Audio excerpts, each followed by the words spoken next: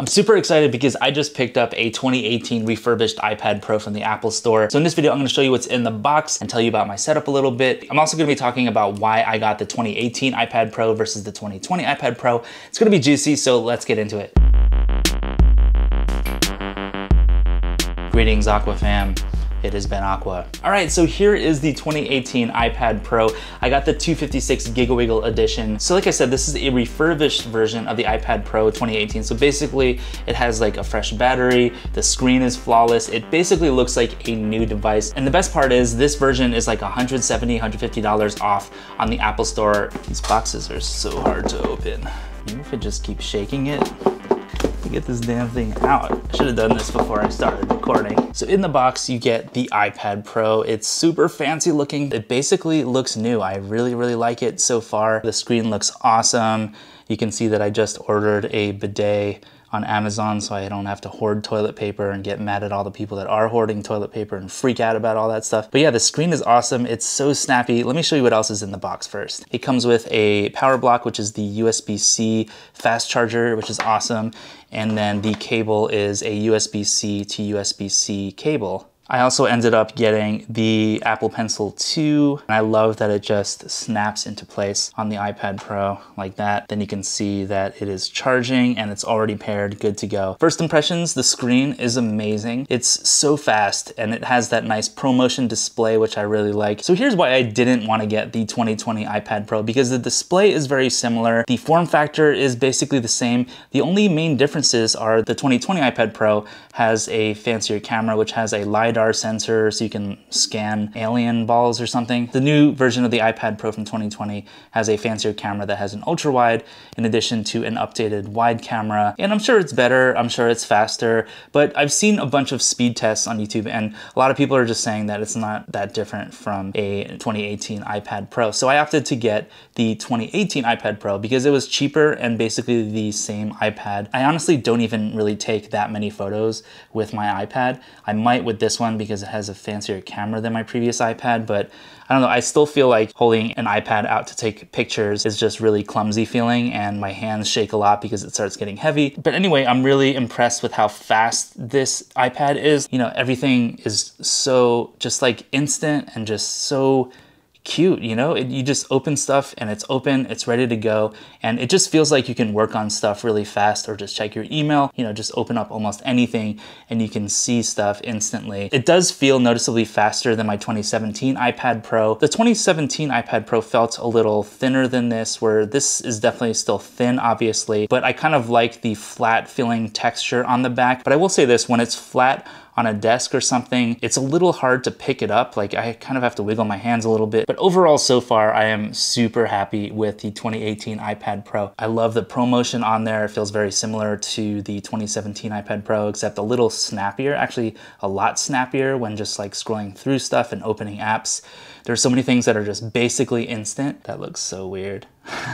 And just overall, the experience of this iPad is just super fun. Why I wanted to get the 11-inch versus the 12.9-inch iPad is this one is just smaller and more portable, and the 12.9-inch one I'm sure is beautiful and amazing, but I really don't need that much screen most of the time, and I like the idea that I can actually like sit on the couch and watch stuff. You know, this definitely feels a little heavy after a little while, but I think the 12.9-inch would just be like way too heavy for me when I'm like sitting on the couch or drawing. I'm gonna open up a game here so you can see kind of what gameplay looks like. I don't play a lot of like super graphically intense games, but there are certain games like this game, which is called Skyforce Reloaded. This is one of the only games, I think it's the only game actually that I've had on any iOS device where I actually was like, I'm gonna play this until I actually beat the entire game. I do like this kind of like giant perspective on this game, which I'm used to playing on my iPhone, and now I'm playing it on my iPad, and it does feel pretty slick. Weirdly, the iPhone 11 Pro playing this game actually feels a little slicker when it comes to how fast all the animations and stuff are moving around. But this is definitely no slouch, I must say. So the screen is amazing, scrolling is super smooth. You know, I definitely don't have any problems just scrolling around. I really haven't noticed any lag on this iPad whatsoever. That's pretty amazing considering this iPad is 2 years old, but it still holds up so well in 2020. It's just so fast. Here's a little album art from one of my recent singles. And by the way, check out my music on Spotify, Apple Music, etc. Search for Ben Aqua. This is just an example of how awesome a graphic looks on this screen. Everything is super crisp, super sharp. I love reading stuff on here too. Text is just really sharp. The screen is just insanely bright and colors on it just look super awesome. Just like zooming in this stuff, it's just really snappy. It's just a really fun device. A lot of you already know about this iPad, so I don't really need to go over, all the technical aspects of it, but just how smooth everything feels. It just feels like such a beautiful computer. And honestly, I haven't even really touched my iMac or my MacBook Pro in the last few days that I've had this iPad. And I'm trying to see if I could do that whole challenge where I just use an iPad for almost everything. And speaking of that, I know a lot of people will ask and are wondering, am I going to use this instead of my laptop and instead of my MacBook? Like, is the iPad Pro 2018 a suitable replacement for a computer? And I would say it depends on what you're using it for. But if you're not doing anything with like video editing and you just want to use it to take notes and kind of, to look at news and to watch videos and stuff, I don't even think you really need a computer unless you wanted like a slightly bigger screen and a physical keyboard. But for me, I can do about 95% of the things that I like to do on a daily basis on my iPad Pro, and I don't really even need to use my MacBook or my iMac ever. And really, there are just two apps that are holding me back that don't exist on the iPad on iOS yet, and those are Final Cut Pro and Ableton Live. Those are the two apps that if they had versions of those for iPad and iPhone, I don't even think I would use a MacBook Pro or an iMac. Like, I think I would just use iPad and iPhone. So I was talking to a friend recently and he was asking me, why am I so attracted to using the iPad when I can do the same things faster on a bigger screen like my MacBook Pro or my iMac?